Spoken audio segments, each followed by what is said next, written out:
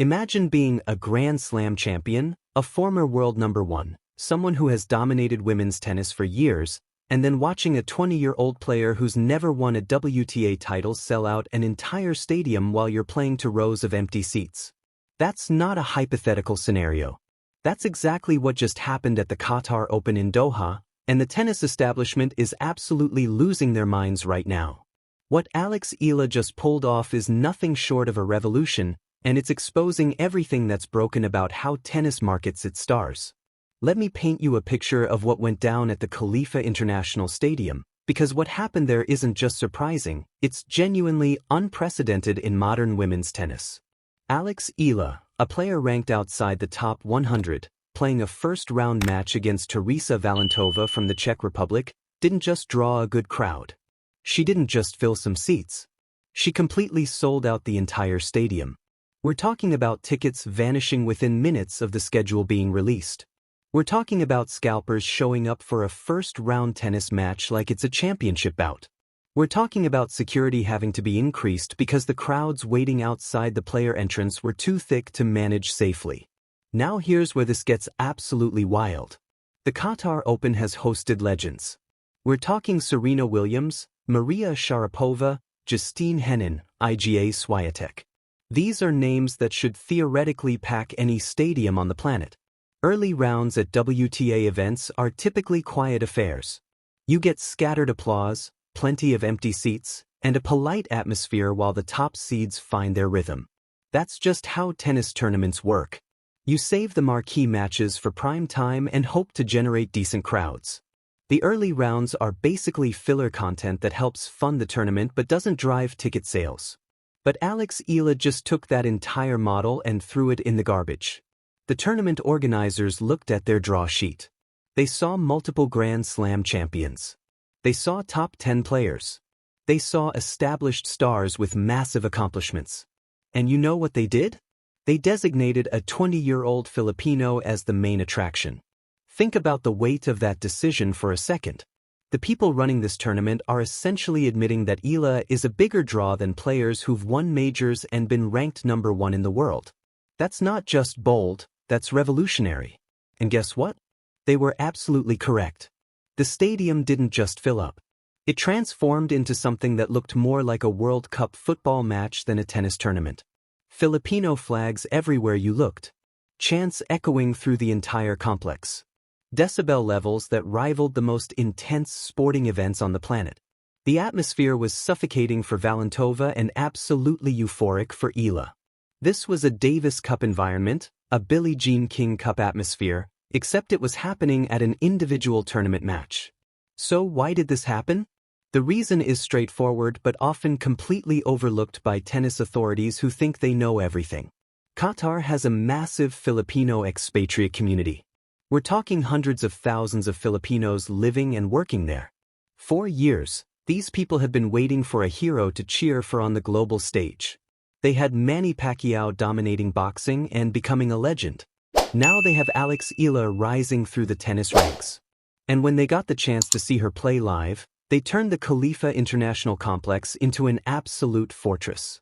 When the match schedule was announced, the mobilization was organic and instant. Social media groups exploded. Community chat forums went crazy.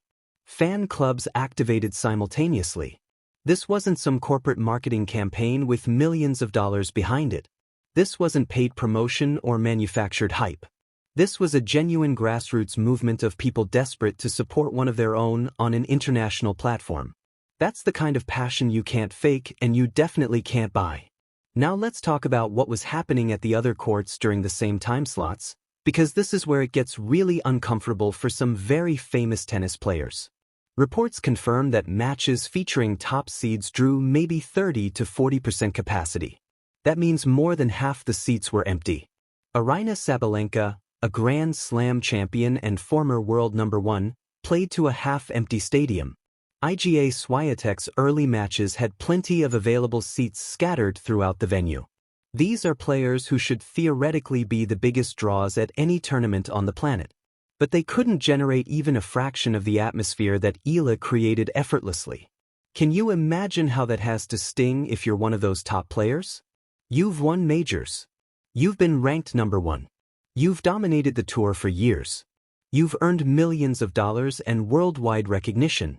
And then this 20-year-old from the Philippines who's never won a WTA title sells out an entire stadium while you're playing to empty seats and scattered applause.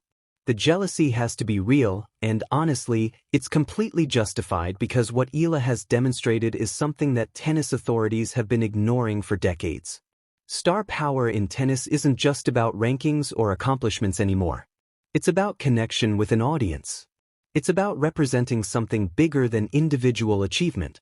The Filipino fans who packed that stadium aren't just supporting a talented tennis player. They're supporting representation. They're celebrating Filipino excellence on a platform that has been historically dominated by Europeans and Americans. That emotional connection is worth more than 100 Grand Slam titles when it comes to putting people in seats. The match itself was tactically fascinating because Eala had to manage the pressure of 7,000 people chanting her name on every single point. Now that sounds like an advantage, and in many ways it is, but it's also crushing pressure. You walk out onto the court expecting polite applause, and instead you get hit with an absolute wall of noise. The natural tendency is to overhit, to crush every ball just to hear that roar from the crowd. But tennis rewards patience and consistency, not hero shots that look good but miss by 3 feet. Teresa Valentova is no pushover either. She's a powerful Czech player with a big serve and heavy ground strokes, and here's the kicker, she'd actually beaten Eala before. The head-to-head record coming into this match was 1-0 in favor of Valentova. So Eala wasn't just fighting the opponent across the net. She was fighting the ghost of that previous loss and the statistical reality that she had struggled against Czech players in the past. But something has changed in Eala's mental game. 2 years ago, she might have crumbled under that kind of expectation. Instead, she channeled all that energy. She used her defensive skills, that lefty forehand hook she learned at the Rafael Nadal Academy, to stay in points she had absolutely no business winning. She extended rallies, forcing Valentova to hit one more ball, and then one more, until the Czech player finally cracked under the pressure. There was one point in the second set that went viral immediately, and for good reason. Eala was pulled wide to her backhand side, almost into the doubles alley. She sprinted, slid on the hard court surface, and flicked a passing shot down the line that landed perfectly in the corner. The roar from the crowd was so loud that it literally registered on local seismographs. I'm not exaggerating. The noise was genuinely deafening. That's the kind of moment that creates legends. After the match ended, Eala took the microphone and did something that cemented her connection with that crowd forever. She spoke to them in Tagalog. The place absolutely erupted. She thanked them for making her feel at home thousands of miles away from the Philippines. She acknowledged the sacrifices of overseas workers who spent their hard-earned money to buy tickets and support her. That connection, that emotional tether between athlete and fan, is what transforms sport into something magical. It's what Muhammad Ali had. It's what Manny Pacquiao had. And it's what Alex Eala has now.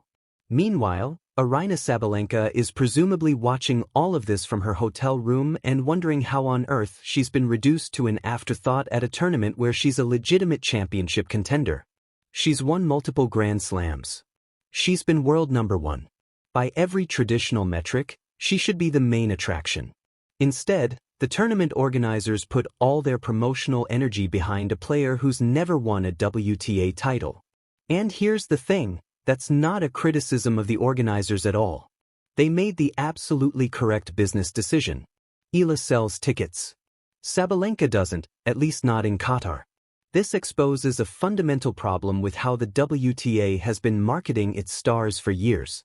The tour has relied on traditional metrics like ranking and Grand Slam titles to determine who gets featured in promotional materials and who gets the prime time slots.